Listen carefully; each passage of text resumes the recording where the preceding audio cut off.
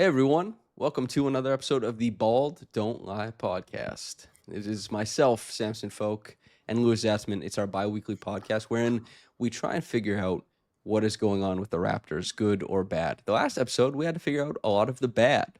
This episode, we get to figure out a lot of the good. They are what, 6-1 in their last however many? That's pretty good. By the time I record with Trey next, they could be 9-5. They are fifth in half court offense in the NBA, sixth in overall offense, 13th in overall defense. Their point differential is eighth. They are expected, per Cleaning the Glass, to win 54 games based on schedule and stats interface. I don't know how they calculate it. Lewis, we might be covering a good Raptors team. How are you feeling? I'm feeling really good. You know what? You know what's really fun about the whole thing? We are watching a Raptors team that is, for the first time in a long time, more than the sum of its parts, which is super fun to talk about. Like, you're trying to look at, let's say you want to describe the Thunder and why they're so good at offense. It's like, oh yeah, Shead Alexander, you know? You try to describe the Raptors and why they're so good at offense, you can't do it quite like that. You have to get deeper because it's a collaborative sort of enmeshing of concepts. It's more fun to discuss. It's more fun to watch, I think, than just like where success will come from. It's been very enjoyable. The cool thing about the Raptors is that they're getting so much from so many different places. A lot of cooks in the kitchen, but they have the hands, corner, or whatever all that kitchen terminology is to make sure people move smoothly throughout without interrupting the process of somebody else. They've reached flow state with a bunch of intersecting people. At least that's Flow how it seems state to me. in a kitchen is just the cook screaming hands. Have you ever worked in a kitchen? No, it's one of the worst things about me. I've never worked in the kitchen. I still have. I was front of house. I never worked in a kitchen. I guess I was a dishwasher at one Oh, point. That counts. pretty boy, front of I was a house. dishwasher. That counts. Sure. But yeah, I still have server dreams. I still have nightmares where people scream hands at me. Anyway. So the Raptors, they're 9 guys who play the most minutes. We can all think of them off the top of our head, probably. Nobody's below 58% true shooting. The lowest is, I think, Grady at 58.1%. Brandon Ingram's at 58.2%. 58%, that might be league average about where it's at. It might be a little lower, a little higher, but they're scoring efficiently from a lot of different places. They have really figured out who's supposed to be taking shots when. The faster pace has benefited everybody. We've discussed myself and Trey on like at large have discussed the offense quite often.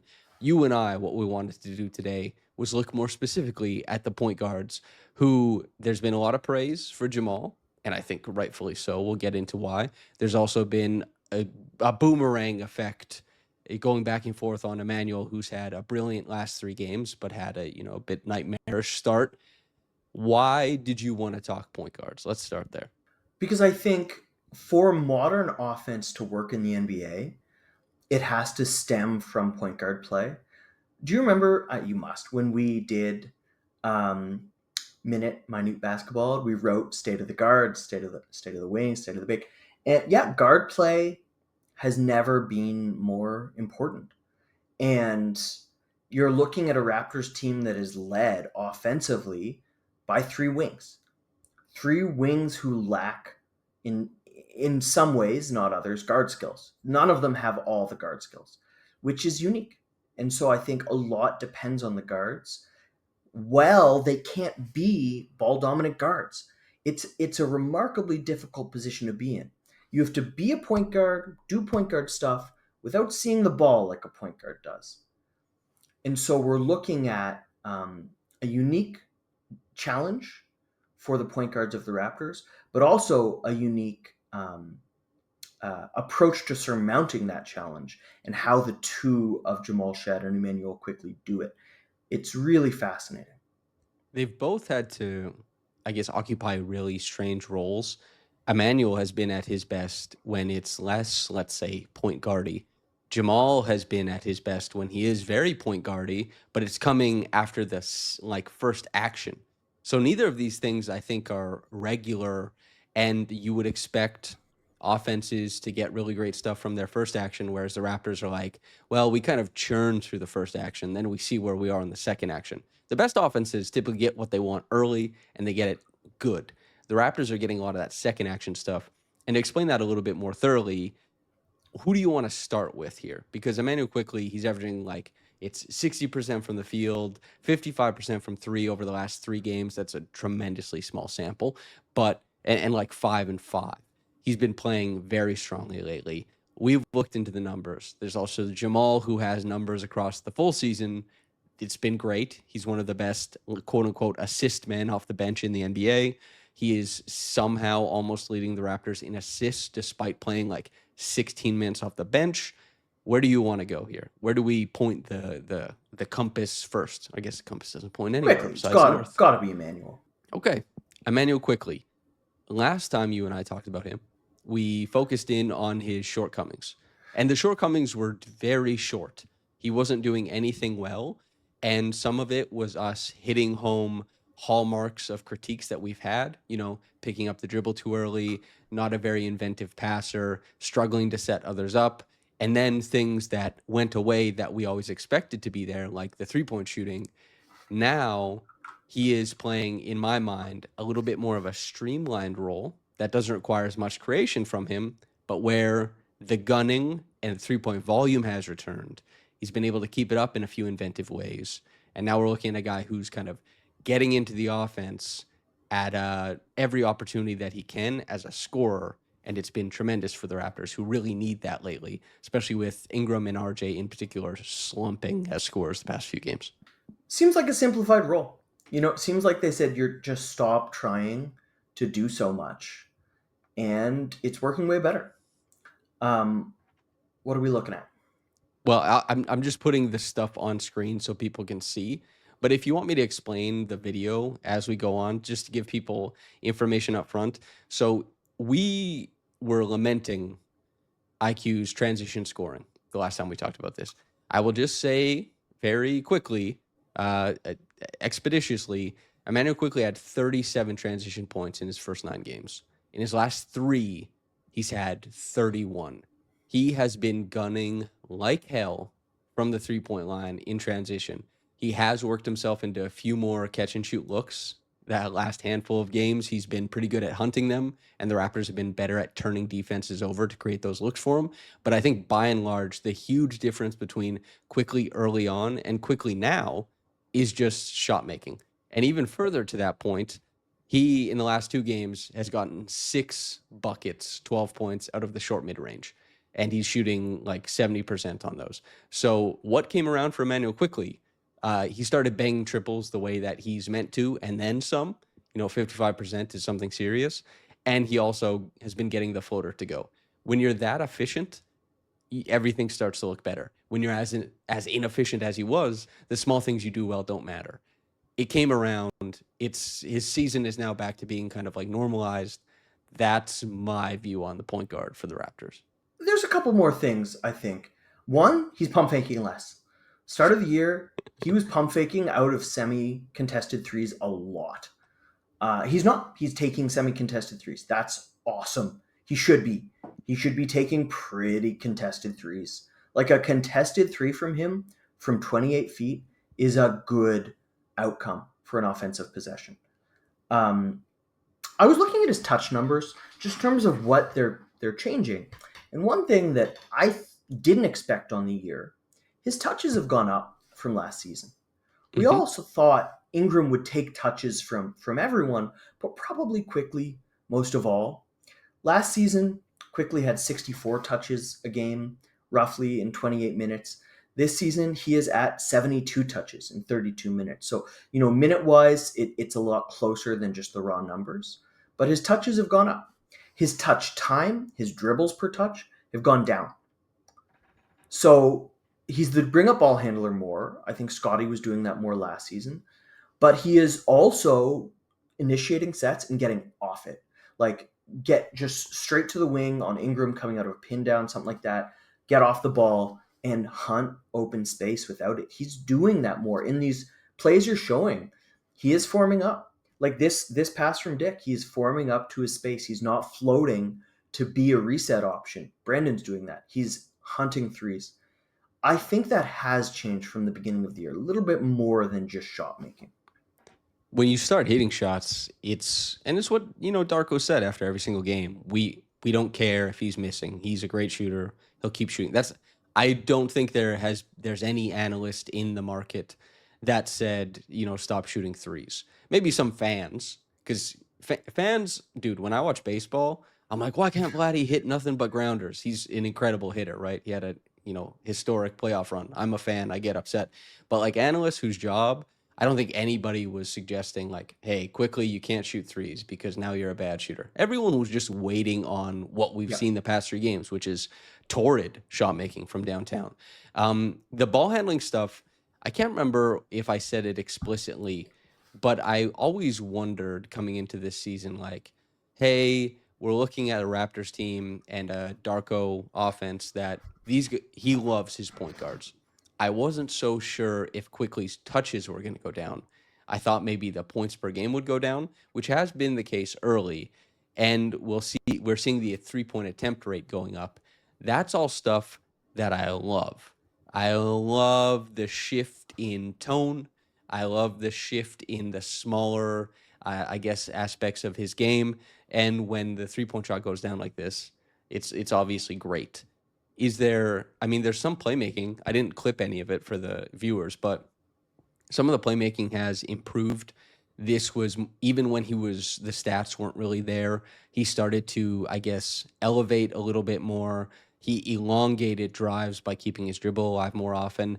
And just in terms of a Raptors offense that likes to attack the second side so often and is looking for guys like Ingram and RJ and Scottie to just carve out a small sliver of space that they can't guarantee on the first action because it's typically geared towards one guy. You break the defense open, you get a rotation in. Now it could be anybody's job. Anybody can attack from anywhere.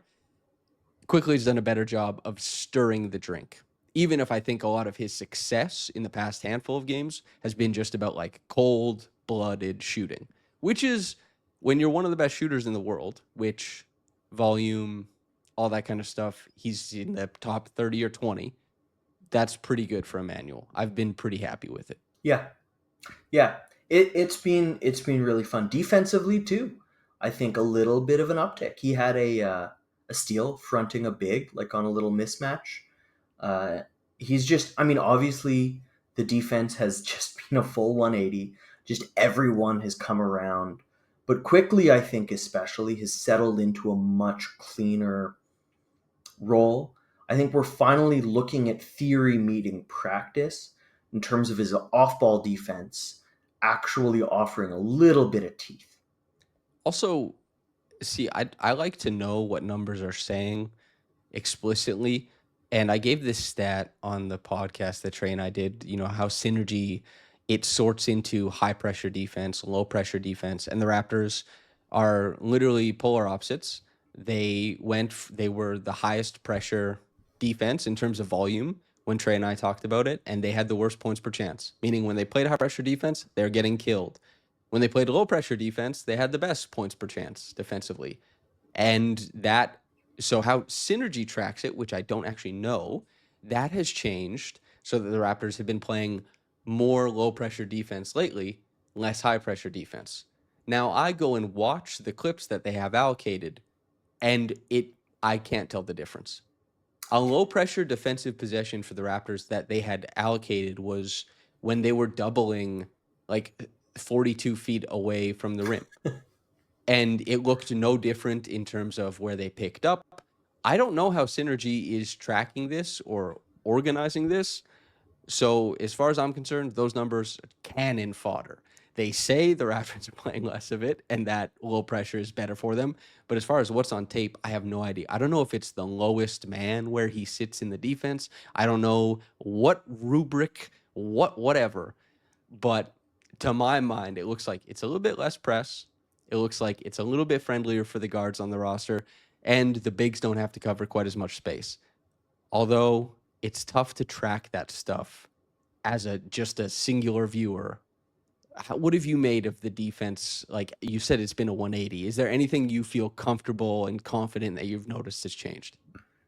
I'm confident that the bigs are at least half a foot lower in actions than they were before. I'm very comfortable saying that 6 inches at the very least. at the bare minimum, and it has benefited. There is someone there to help the guards when they get beat, and people still get beat. But when you have someone present to next rotate, to push, there's so many options. But before there was just nothing. You get beat, oh, layup, great. Now there's availability, and I think the guards have done a pretty solid job of reintroducing themselves to the defense after that, which is fine. Like if you get beat and a big, takes that option away, if the guard, X's out or something, not to a shooter, but I don't know if it's actually called that, but if they stay in the play, that's fine. That's totally fine defensive. I think Quickley has done a good job with that. He's held up on switches. He has been, I think, a passable to productive defender during this last 5-6 games. I think the number one thing that you mentioned that is my number one difference, you said they stayed in the play. Yeah. That, I think, is the biggest difference between the first handful of games that the Raptors played and the last handful. The Raptors defenders are much better at staying in the play, and saying they stay connected is, it might come across as lazy analysis because it's one of the go-tos for how people discuss good defense, but it is meaningful. You can't leak out early. You can't give up on plays. And when you have an extra body floating, even if all you're doing is kind of like floating closer to the paint, you just are in a position to jump passing lanes, help disrupt things, even if you're not particularly active. And the Raptors guys have been doing a much better job. Also, something of note, I think, is that Scottie Barnes is hanging around the rim a little bit more often, both as a rim rotator and as a rim protector and as a rebounder. This means that Immanuel Quickley, whereas he used to be quite low in the offense to start or in the defense to start the year, I think he's having more opportunity to leak out. And I think they correctly, after being one of the lower rated transition offenses in the NBA, now they're top 10 in terms of points per possession, number one in frequency. A lot of that has to do with the fact that Immanuel Quickley has been absolutely blistering from three in transition the past handful of games. Some of that is because he's getting out early. That also means that guys will have larger driving lanes. He, as a handler in transition, has been poor. He, as an outlet in transition, as a guy who shoots, has been really, really strong. I think the Raptors, the things they've changed on the margins, deserve a lot of credit. Is there anything else quickly before we get into the Jamal Shead of it? I think one transition between one to the next. I wanted to. I was looking up some numbers. Mm-hmm. Pick and roll handlers. Yep. I think one interesting thing this season is teams are going away from the pick and roll. Obviously, the Heat are doing that. Everyone and the grandmother's talking about that. The Raptors are not that reliant on the pick and roll either. But obviously, still a staple. Quickley's pick and rolls, very, very efficient. Second on the team in possessions finished out of pick and roll, scoring by far the best on the team, 1.16 points per possession. It's pull-up shooting. It's pull-up shooting. You don't need to have great craft, great artistry if you can hit a pull-up shot with ease. To transition, I think, to what the tenor of our conversation will be, the worst pick and roll initiator, tied on the Raptors, is Jamal Shead. Yeah. And just before we get into that quickly, or I will say, I really liked this play from the Raptors. So basically what this is one of their sideline out of bounds plays.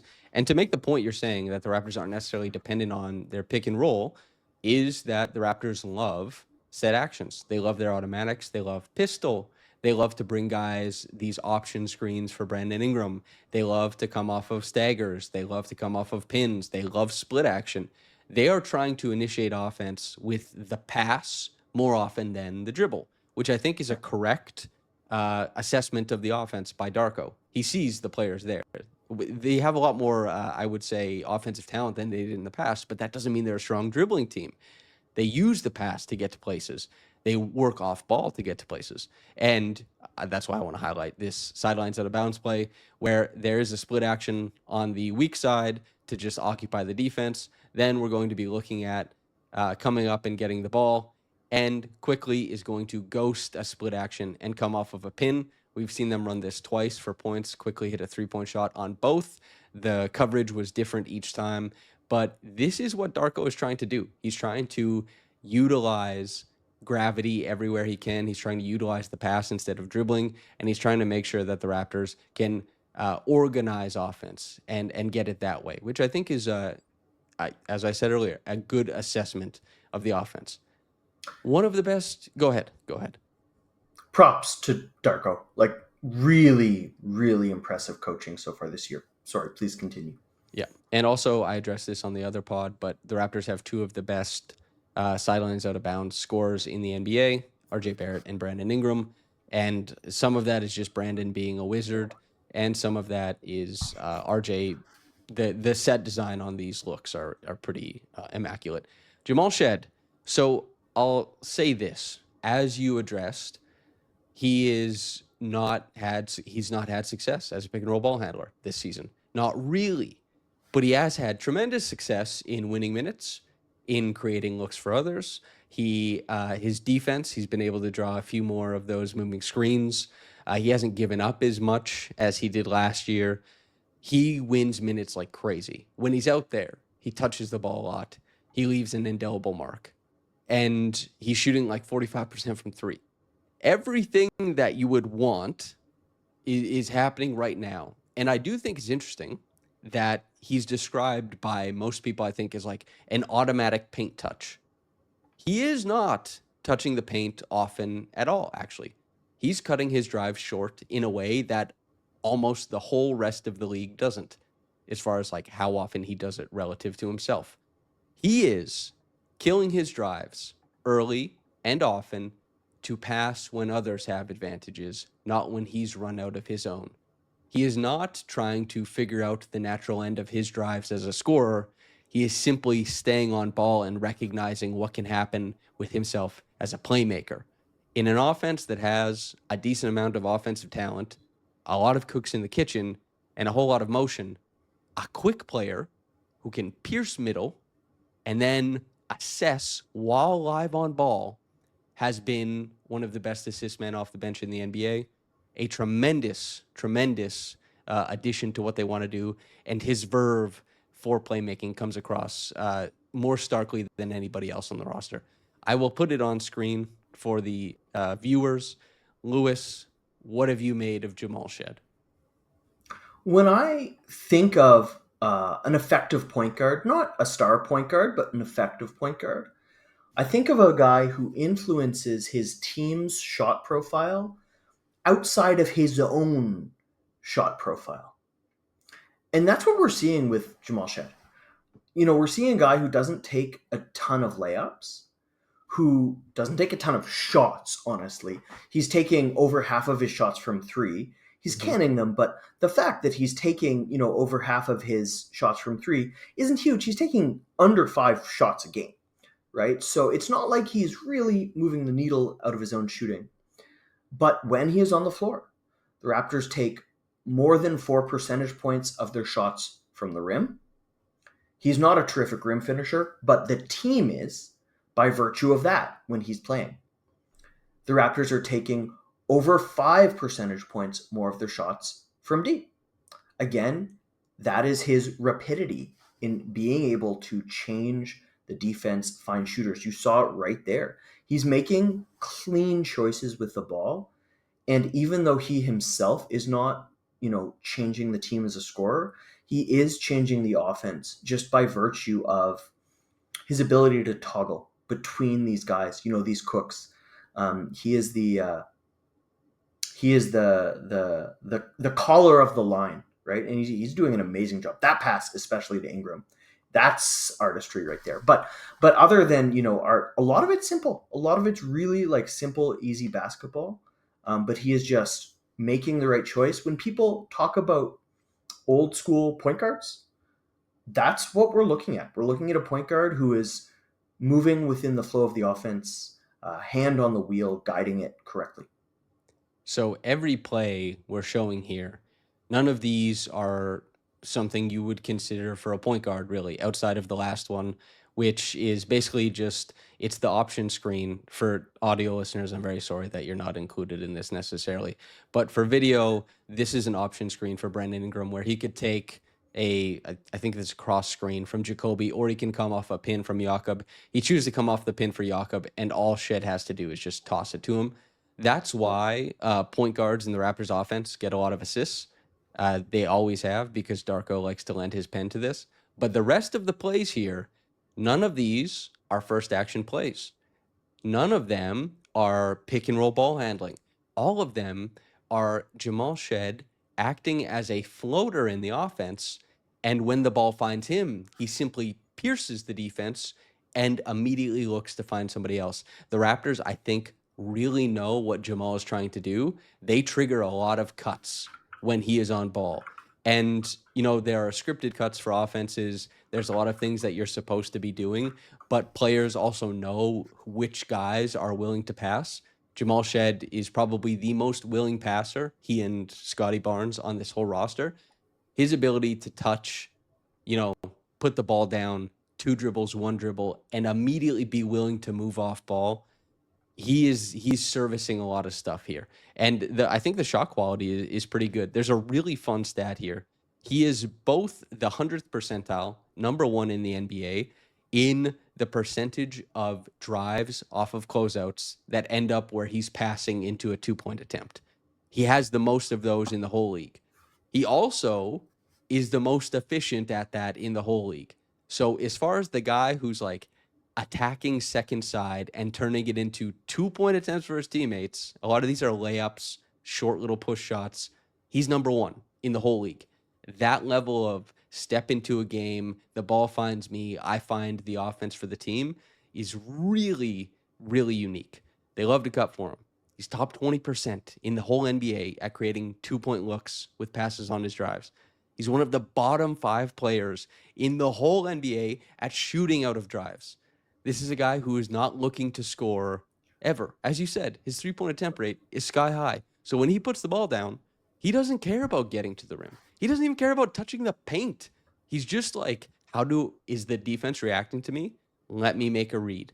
This is why it's cool to cover a winning team, because this kind of stuff is not compelling or interesting if they lose a bunch of games and you're like, oh, this point guard never gets layups, never touches the paint. Everyone would be like, oh, that sucks. He's bad.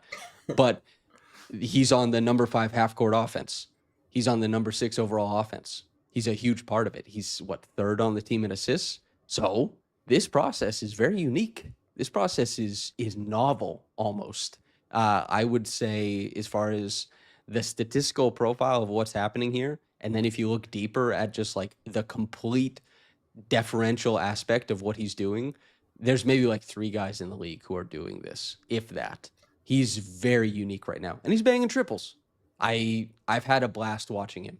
I used the term verve earlier. It's been a real treat.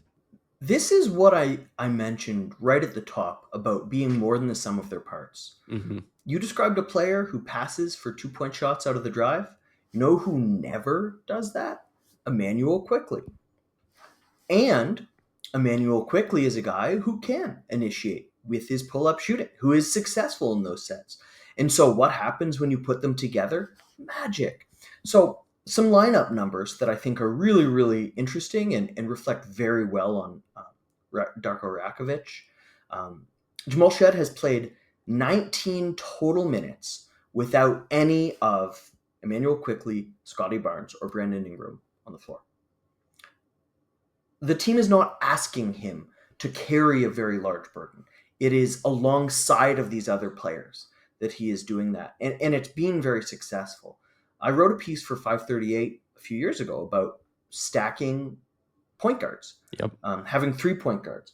The Raptors obviously don't have 3 on the roster, but when they play the 2, it has been very, very successful. The 2 of Shead and Quickley do a lot that the other doesn't do. They work really, really well together. They have a net rating together of +6, right, in 15 minutes. That's nothing huge, but it's only just started being used. There's um, a really forward-looking ability to use these guys together, not just Shead and Quickley, but these players that some have strengths, some have weaknesses, to find ways to blend them.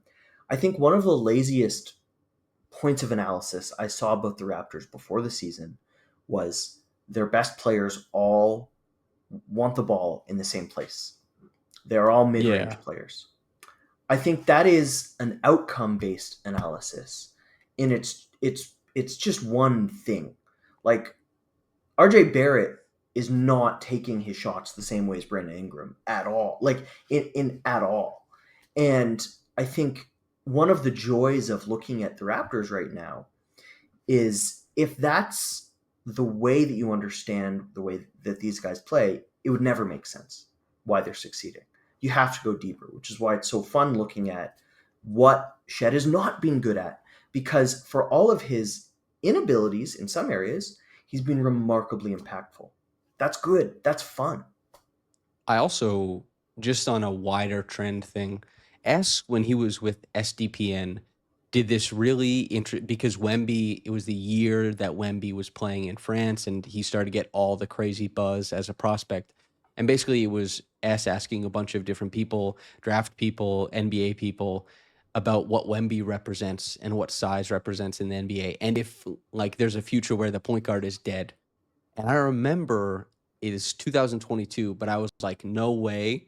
I was like, because even though point guards are smaller in stature, the play style that is ingrained in them growing up is of problem solvers, and you always need problem solvers. Jamal Shead is a perfect example of this. He is not threatening. He is simply solving the problem that sits before him, and he's doing it with a pass. A lot of NBA defense, the best ones, are not undone by shot making. They are undone by playmaking. And it's because playmaking reads have become quite rote. They're not that creative because the NBA has gotten so streamlined for these big jumbo creators. It's a byproduct of the heliocentric era. And it used to be that a LeBron James skip pass broke NBA defense. It was like we couldn't calculate that a 54-mile-per-hour skip to the corner from a 6'9" guy we just didn't have it in the defensive bag. Now the defensive responses to things are so overloaded and there's so many hyper athletic guys who can cover ground that the playmaker rather than the shot maker who can slightly adjust where guys are trying to read your playmaking to go.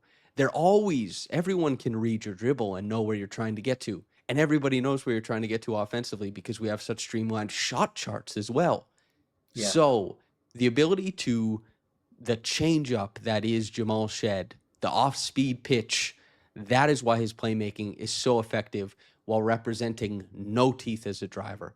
He's very unique, and the Raptors, how they're achieving that number 5 half-court offense, the number 6 offense, and doing so against a very tough schedule so far. I'm happy as hell. I told Trey, I told the fans, the listeners, I'd be hooting and hollering if they beat the Cavs. Hoot, holler. Lewis, is there anything else interesting before we move on to, I think, the man of the hour, Scottie Barnes, who, what a treat he's been.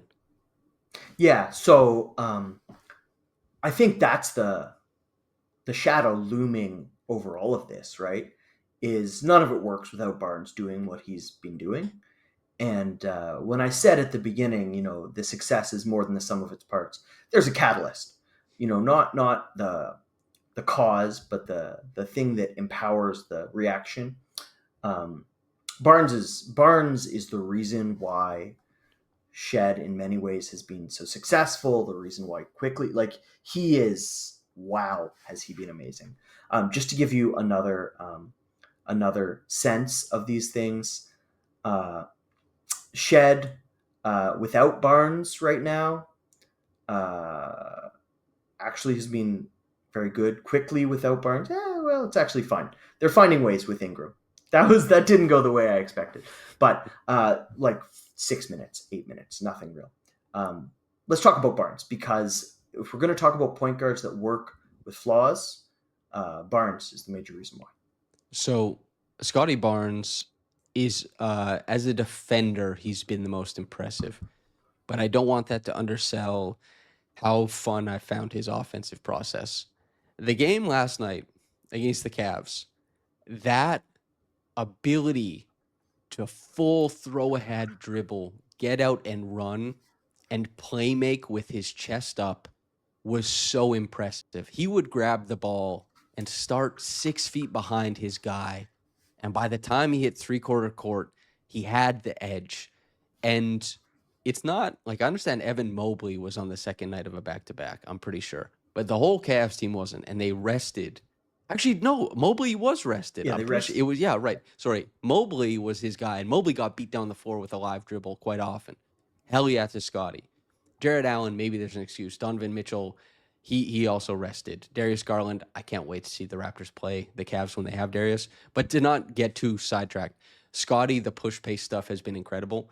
He is of the top 20 transition scorers in terms of volume in the NBA right now. He's, I think, the second or third most efficient. Okay. He's been unbelievable. And that stat does not account for his playmaking, which is arguably the best aspect of his transition, the grab and go, assess, full court stuff. He has been, full stop, one of the best transition players in the whole league. I got a lot of pushback because Scottie, as a transition player last year, as a scorer, was 18th percentile. And I said that I thought in my analysis that he was still an elite transition player. And people said, well, how could he be? He was 18th percentile. And I said, that doesn't capture everything. And look at Pascal Siakam. You can see his transition scoring percentile go 90th to 20th. It's based on how you're used. The potential remains. Scottie has unleashed his transition potential. That has given him such a healthy floor as an offensive player. Defensively, he is papering over everything. He is the endless bottle of whiteout that can cover over mistakes. You'll never, it's just he's always been there. And then it's the hub stuff on offense too, as a roller, as a guy who the ball touches his hands and it's his rapid ball reversal because he's mapping the court faster than everybody else. He flips the play so that it's a 3-on-2 and the defense doesn't really have a chance. All this stuff that he's kind of, it's all coalescing for him. He's undoubtedly, if you're selecting an all-star game through the first 12 games, he's on there. If three-point shooting holds, if he really gets to find himself in this Raptors offense and really, really streamline what he wants to do, all NBA is attainable for him this year. He has been so impressive. I every game I'm excited to watch him. Yeah, I mean, especially on a winning team. Like, Come this is on. the first time we're watching him succeed on his team. As a rookie, he went to the playoffs. He was very successful there, but that wasn't his team. He was just like a supercharged fourth starter, fifth starter. Like, this is his team. It's built in his image. It's built around his strengths and weaknesses. And there was a lot riding on this season for everyone on the Raptors, Barnes included. It's phenomenal to watch it work, and also to watch Barnes really fit in. Like, there were a lot of ways the season could have gone for the team, for Barnes' own choices, like the way that he chose to play. He is really, really leaning into success. Uh, you know, Play styles like transition. You said he was 18th percentile. A lot of that was the shots he chose to attempt in transition. He's just not taking those shots. He is not taking as many fadeaways along the baseline from 12 feet. Those are going to the Just rim. a quick number for you. He went from 83rd percentile in dribble jumpers last year. That's incredibly high. Like Paul George exists somewhere there in his prime, Yeah. or the back end of his prime. He's like in the 50th percentile or so now. Just a huge chunk of it has been excised from his game. Yeah. And he should be taking some. It's not like you want that to be like 12%. No, you want there to be meat there, but it can't be the whole meal. And he's done phenomenally at finding where his success is and just eating at that buffet. It's been remarkable from a leadership perspective, from an awareness perspective, from just everything. The season to this point has reflected remarkably well on Scottie Barnes. For, video viewers, audio viewers, we won't like do a play by play, so don't feel too bad. But we'll put some Scottie defensive highlights on screen. The first one, and I'll just describe for audio listeners, it's coming around a screen, and he is just playing goalie in the lane. Full stop. He is the one pass away defender as well for Evan Mobley above the break. Not only is he able to step into the lane completely to neuter the drive at its birth, its inception, this drive has nowhere to go. He also recovers out to block the 3-point shot. Now the play goes on, he catches an outlet pass and scores too. His ground coverage, ability to absorb bumps from Joel Embiid and block him at the rim. This isn't, 60-point triple-double Joel Embiid type thing, but Scottie fronting Giannis, getting steals, recovering back, pinning guys at the rim. He blocks Giannis. He blocks Embiid. He stays on stars. He helps out when he's on lesser players. His court coverage as a guy who gets steals, as a guy who presses the 3-point line, who helps defend and keep the Raptors from giving up gobs and gobs of points at the rim. His hands in passing lanes. He has been, I think he's 14th in defensive win shares right now. He's, I think, 6th in defensive box score plus minus. I don't know if those are inverted, those rankings. He's got like 3.3 stocks per game, 1.8 blocks, 1.5 steals. He's one of the highest volume rim defenders in the NBA, which he shouldn't be because he's 6'9", and yet he is because he's so willing to, throw himself at the rim and try and get stops there. The numbers aren't that good as far as him getting stops on the whole, but a lot of times he's been doing it without a very functional Jakob Poeltl or as the lone quote unquote big on the roster or on the court. He has been doing his damn thing, man. That's probably my favorite aspect of watching him this year. Like, yes, it's cool to watch him fit in on offense, but defensively, I've never felt more certain as far as like since I've been covering the Raptors and Kawhi and OG that I'm watching an all NBA, all defense defender. He's just without anything attached to it. No caveats. He's just been that good. Yeah, the ability to stunt and recover without giving up a step on that drive, that's OG Anunoby, right? And that's he has reached that level, maybe not quite that level, but 90% of it. And you can really defang a lot of an offense with that ability. It's funny, it's the same biomechanics that allowed him to succeed as a rookie. When you think of where he was getting his buckets as a rookie, it was a lot of hook shots, a lot of just my hips are always square to the rim. No matter where I am, I can square up to the rim.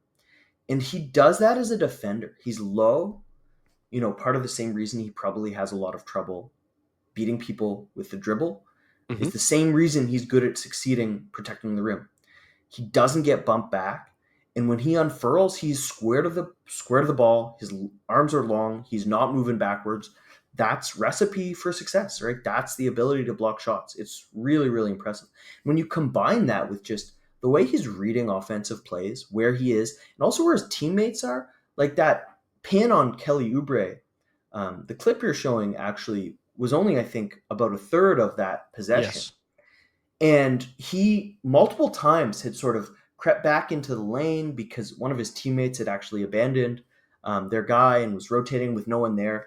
And Barnes was trying to recover, but saw there was an opening, had to creep back, go out. The pass went, and then he recovered back to the rim to block it. He is reading what's going on for all 9 guys. It's really, really remarkable because you can't just succeed with physicality. It always has to be the brain. And he is thinking basketball at such a high level right now. This was the piece I wrote with, or co-wrote with the Korean sports doctor, Polar, in Scottie's rookie season, where a lot of it was based around, and Polar works with sports teams, and he talked about Scottie's biomechanics and said, well, I don't ever expect him to be good at navigating screens or small spaces, but I expect him to be dominant in a wide stance, dominating big spaces.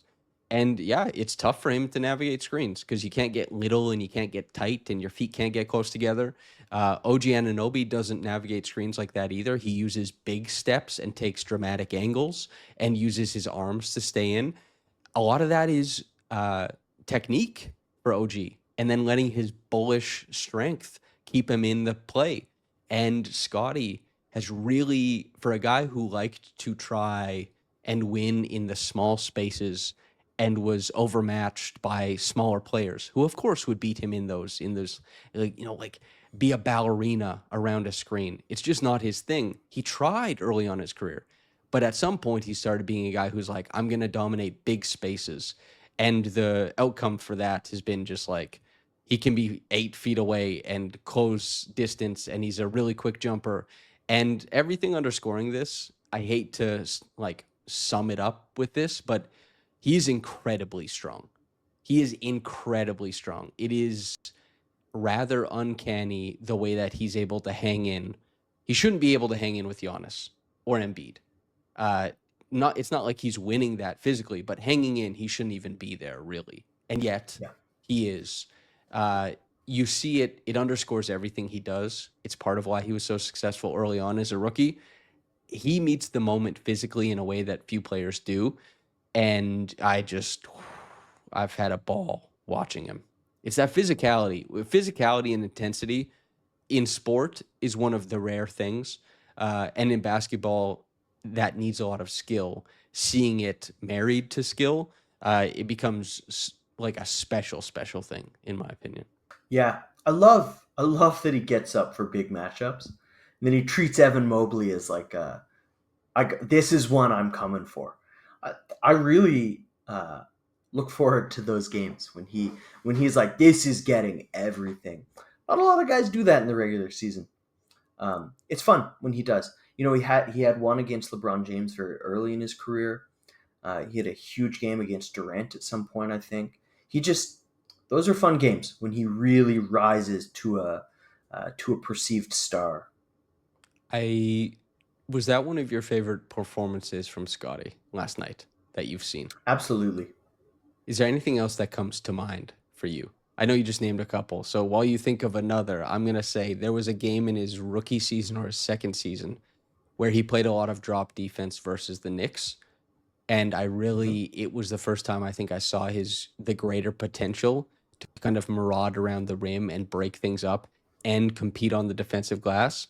That was a pretty big Knicks team at the time. It still had Julius Randle's good. He's great, even. He's a bully. And Scotty was very young to be hanging in against him. And the Raptors, I think they allowed like 87 or 90 points in that game. And Scotty, as the low man, was incredible. This game against the Cavs, though, we talked about it earlier. It really was everything to me. He problem solved against the zone with mid range shot making. He pushed hard in transition. He got out in transition. His defense was everywhere. I just, I hardly have the words, man. Although I've said many. It's a lot of his games have come in losses. A lot of his like biggest games.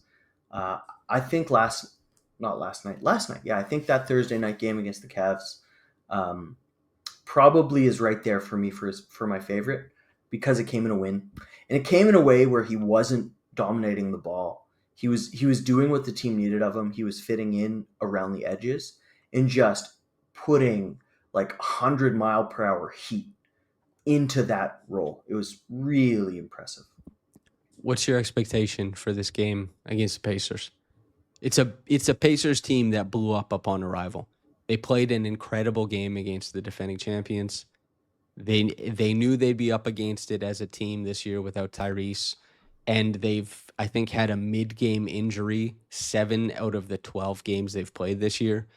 I mean, it's been brutal, and they've had a couple guys come back. But how do you feel about the Raptors against the Pacers? A team they play well, have always played better during this era. Yeah. I mean, they have Siakam healthy. They have Naismith. They have Nemhard. Unless did Neesmith Naismith get just got hurt? injured He just last got night. hurt. Yeah. I mean, without Halliburton, I just don't really see the Pacers as. that threatening to the way these Raptors play. I mean, they're a fun team. The Raptors aren't. I mean, this year they're the type of team that blows the doors off bad teams. I guess we'll see, but I just the Pacers probably don't have it this year. Yeah. Well, also I was thinking about it because Scottie always gets up for the Pascal matchup. Always. And that is a matchup that really it favors Scottie, because Pascal is a guy who a lot of what he does is outfoxing bigger guys and outmuscling smaller guys. And Scottie Barnes is one of those guys in the league who is like, I'm going to take it to him on both ends. And, Pascal might get him a couple times in isolation. He's one of the best isolation players in the league, but that does not make a team offense. I still cover the Pacers with Caitlin, but I do want to see the Raptors trounce them. That would be fun. I remember in Scottie's first year, I think Pascal was injured for the first month or so, and there's a in defense of Pascal Siakam minute basketball episode we did. That's right, and it took him a while to get into the swing of things. And his first couple games, he was sort of, he was just floating a little, finding his legs. And I remember his first big game. I asked, I forget what the question was, but I asked Pascal something after that game. He was like, I don't know, maybe they forgot who I was.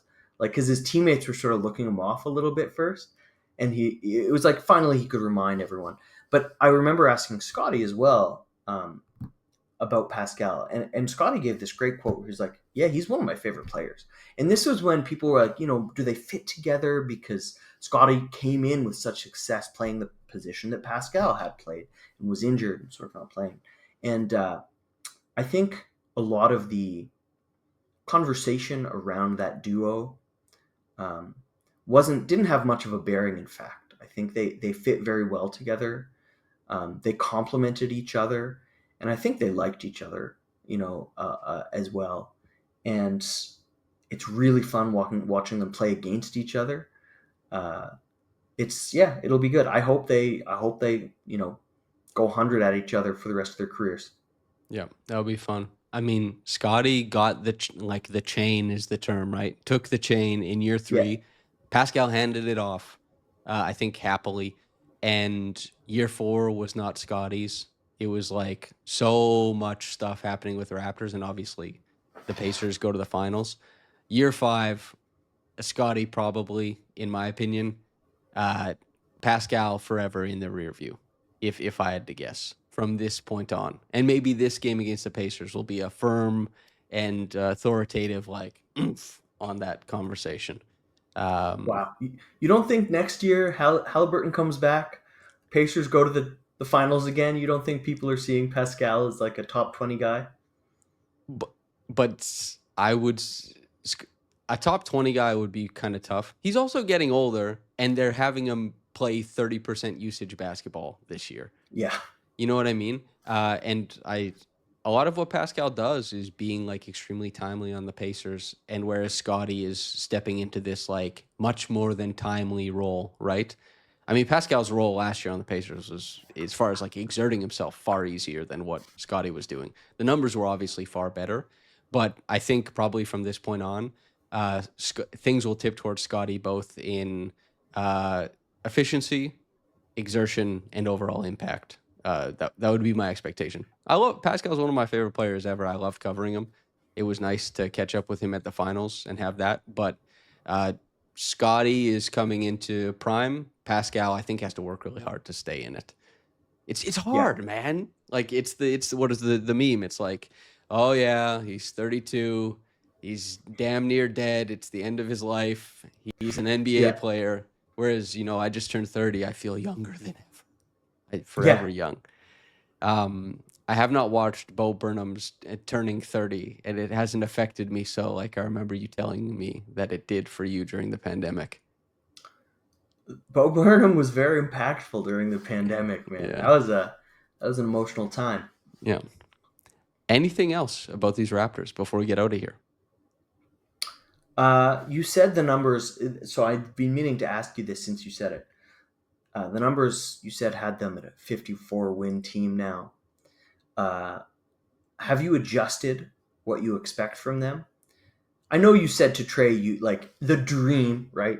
Win a couple playoff series. I don't mean the dream. I mean expectations. I think we are at a similar place before the season, low 40s, mid 40s. Has that changed for you? Not yet.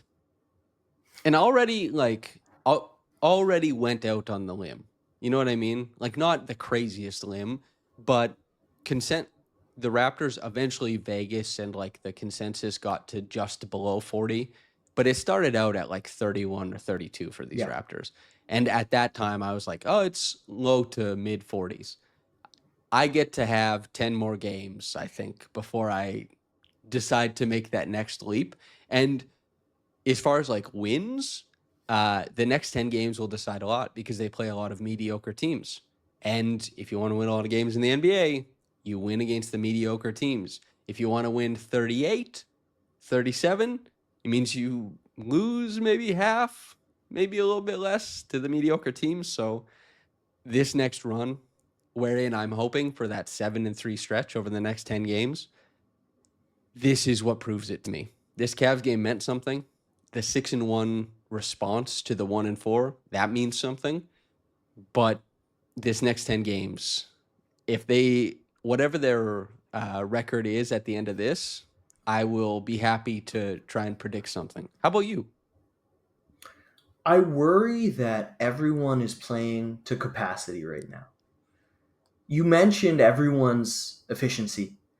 They're all on a heater. It could be that guys improved across the board. The offense is getting guys in better situations, and they're all, unlocked in these new roles with Ingram. Very, very possible.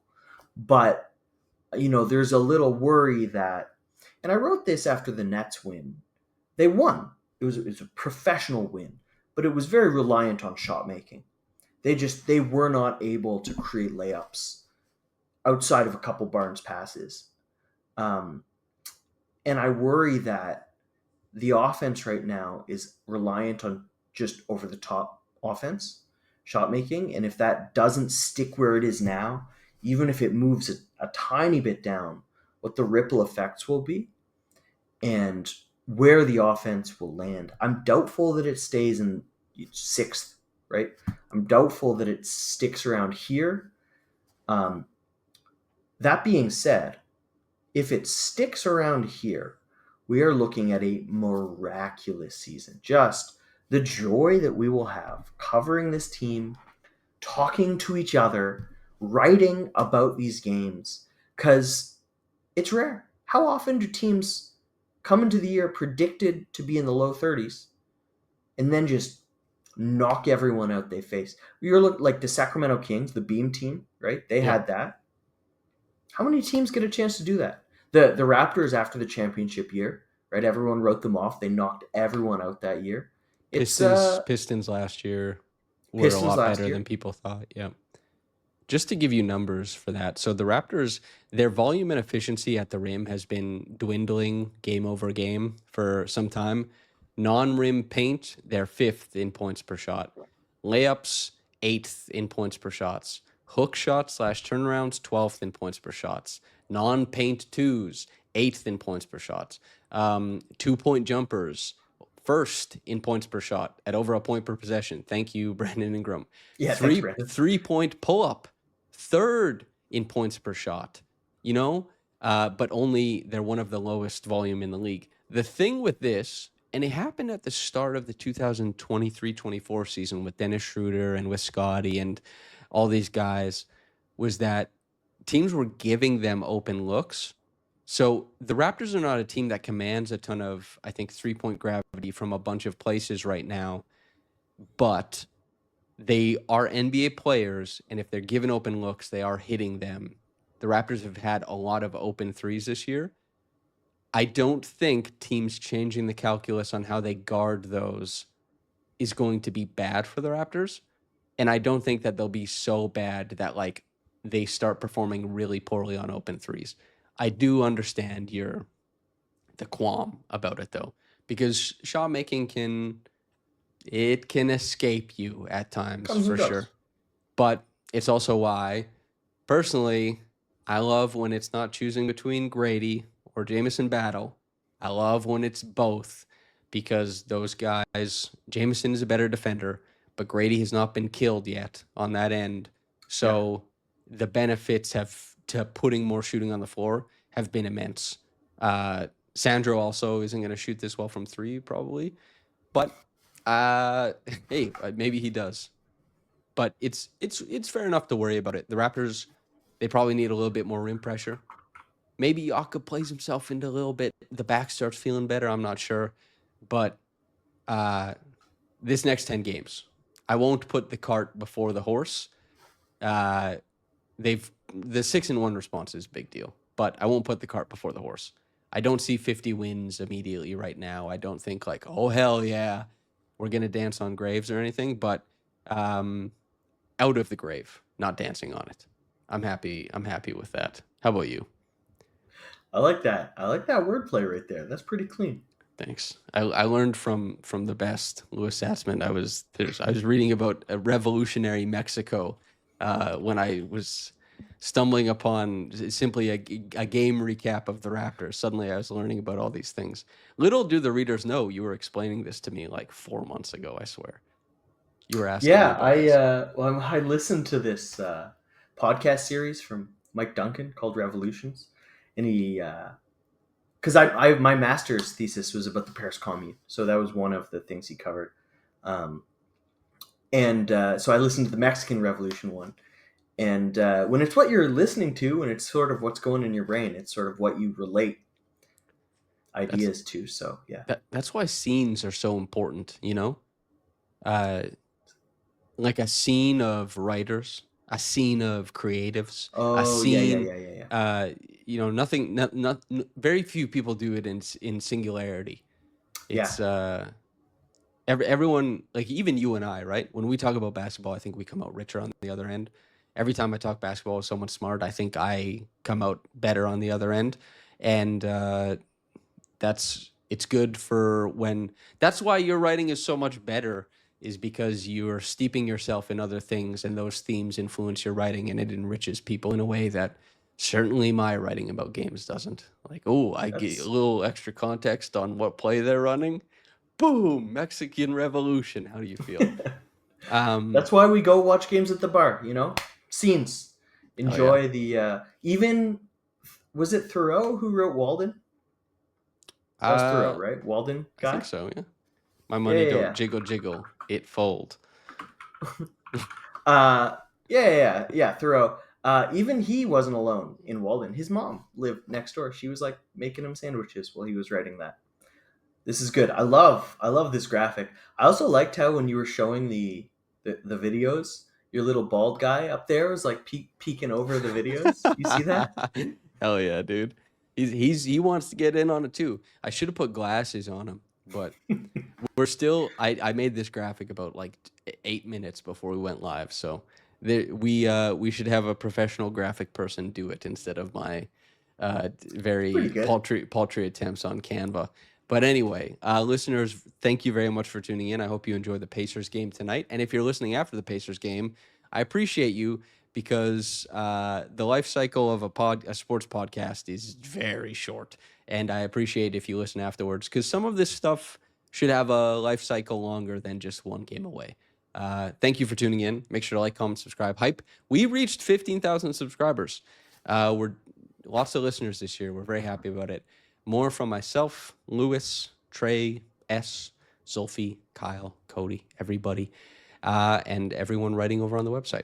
Camden has done a fantastic job recently as well, too. Really liking it. Stay tuned with Raptors Republic.